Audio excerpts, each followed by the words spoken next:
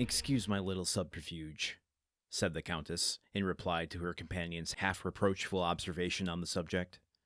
"But that horrid man had made me feel quite uncomfortable, and I longed to be alone, that I might compose my startled mind." Franz essayed to smile. "Nay," said she, "do not smile. It ill accords with the expression of your countenance, and I am sure it does not spring from your heart. However, promise me one thing." "What is it?" "Promise me, I say." "I will do anything you desire, except relinquish my determination of finding out who this man is. I have more reasons than you can imagine for desiring to know who he is, from whence he came, and whither he is going. Where he comes from I am ignorant, but I can readily tell you where he is going to, and that is down below, without the least doubt." "Let us only speak of the promise you wished me to make," said Franz. "Well, then you must give me your word to return immediately to your hotel, and make no attempt to follow this man tonight. There are certain affinities between the persons we quit and those we meet afterwards. For heaven's sake, do not serve as a conductor between that man and me. Pursue your chase after him tomorrow as eagerly as you please, but never bring him near me, if you would not see me die of terror. And now, good night. Go to your rooms, and try to sleep away all the recollections of this evening. For my own part, I am quite sure I shall not be able to close my eyes." So saying, the Countess quitted Franz, and leaving him unable to decide whether she were merely amusing herself at his expense, or whether her fears and agitations were genuine. What happened to Albert? Wasn't he, all up on Countess G and, trying to make a thing happen with her? And then Franz just takes her from the box? Albert's not part of this situation here. Albert doesn't even know Franz's obsession with Dante. All kinds of confusing things have just arisen that would have, I think, sparked the curiosity of Albert. And yet, he is nowhere to be seen. All right, I think because we have a little bit of time today, I want to go into some Dumas stuff. I'm at a point in his biography that is talking about the Dumas machinery, how he's able to churn out so much material in so short a period of time without any break in between. I don't have the biography in front of me, but I do have another essay that is in the back of the Three Musketeers book that I have. Suffice it to say, and maybe I'll summarize the biography when I have it in front of me in another episode, but at a point in his career, sometime after Monte Cristo, Dumas began garnering a reputation for accusations of plagiarism, of downright stealing other people's work, buying and pawning off other people's work as his own. There's a really great quote in the other book that I'll find at some point.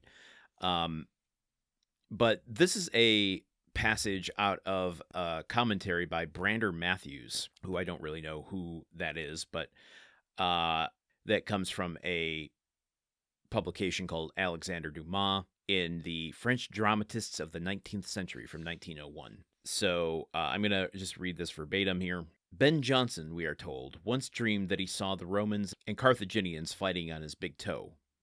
No doubt Dumas had not dissimilar dreams, for his vanity was at least as stalwart and frank as Ben Jonson's.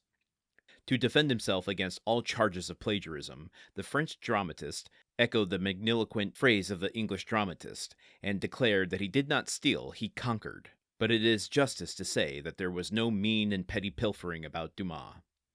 He annexed as openly as a statesman, and made no attempt at disguise.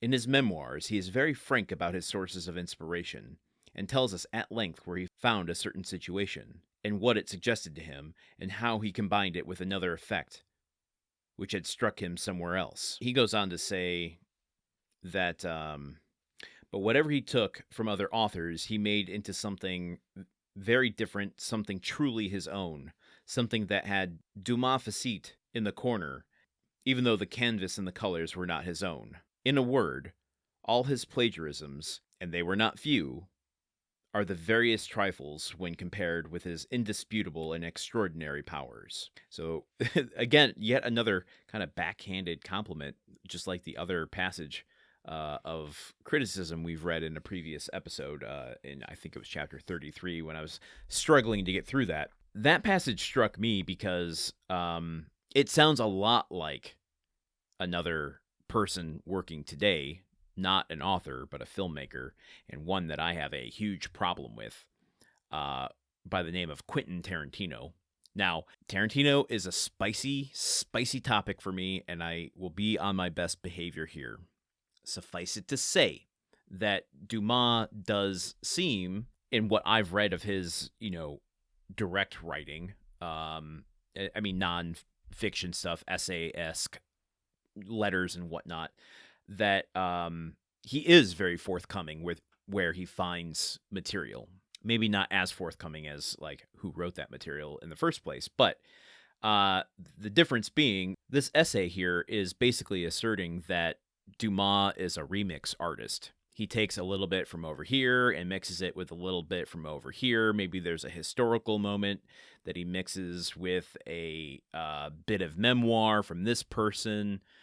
That's how Three Musketeers came to be. He found some memoirs of someone that he based D'Artagnan on, and then remixed it with some of the stuff Mackay was providing him about the 17th century French military, and thus you have the Three Musketeers. And from the book I'm reading, too, he does seem to have a reputation as someone that people want to know his take.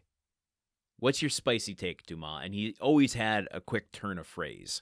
There are a lot of parallels to Tarantino. One of the things I can't stand about Tarantino is why anyone puts his opinion on any given thing above that of anyone else. I'll give you a for instance of how some of my animosity started to grow. This is hard to verify, but at the Cannes Film Festival in 2018, 2019, Greta Gerwig's Little Women was delayed distribution in that festival on the off chance that Tarantino was going to finish his film Once Upon a Time in Hollywood. I find that egregious that you are saying, well, I know that you've got your finished film here ready to go and exhibit to everybody, but there's this other guy, and you know what? If he gets his shit together and finishes his film, I think we want to show that instead. To me, it's just like, well, why do we care about him and his work more than we care about Greta Gerwig or any other filmmaker? Why aren't we asking people like Greta Gerwig what their take is on whatever film genre they care about? What's Greta Gerwig's take on The Thing? What's Greta Gerwig's take on Man in the Iron Mask from 1939? If you'll remember Tarantino's slamming of Dumas' novel that the Man in the Iron Mask is based on, calling it incredibly boring. Like, why do we care? Why do we care what he says? All of that to say, I told you I'd be on my best behavior, and I lied to you, and I'm sorry. It can get a lot worse, though. Let's just put it that way. This is my best behavior that I'm capable of. All of that to say, what really struck me about this essay was, how do you think that commentators, critics, literary folk of the time would feel about today and everything being made? And I don't say this with any kind of judgment over the material made today, but I'm talking like, how many books have you read that's a retelling of something else? That is, what if the story of Perseus, but told from the perspective of Pegasus? Any kind of fan fiction that comes out. That's hugely popular, and so many very, very successful things have come from fan fiction. And that's essentially what this critic is asserting Dumas is. He's creating fan fiction out of real historical things mixed with other fictional things. I think we look at it now and it's just like, well, that's just how you make a story. You write what excites you and what you want to see in the world, and you can be as open with your influences or not. But something like 50 Shades of Grey starting as a Twilight fan fiction, crazy. There's a very popular book out right now called Alchemized, which is based on Harry Potter fan fiction. My whole point being just how our perceptions over what is an authentic way to tell a story? And more importantly, who is it that is gatekeeping that? Who are these critics? And I think there's a very important place for criticism and critics in this world. But there needs to be a checks and balances system to go, well, who is in charge of canonizing things? And do they have an agenda? Do they have a broad enough perspective? Are there enough voices ensuring that whatever gets canonized is reflective and representative of the breadth of human existence? Which is a pretty damn big task. We're living right now through an age of crowdsourcing all of this. The death of the critic has kind of happened, and now we are in the hands of the populist. But that's a topic for another day, and maybe we'll get there some point in the next 2.5 years, 3 years. Maybe not. I don't know. But you get me going on that, I can go for hours. So I'm going to stop it there for today, and until tomorrow, okay, goodbye. The Countdown of Monte Cristo is part of the Gruntwork Podcast Network. This show is produced, edited, and hosted by Landon Solano. The original text of The Count of Monte Cristo by Alexander Dumas. Theme song by Magic Solo. If you want to support the show and others like it, visit patreon.com/gruntworkpod. Thank you for listening. See you tomorrow.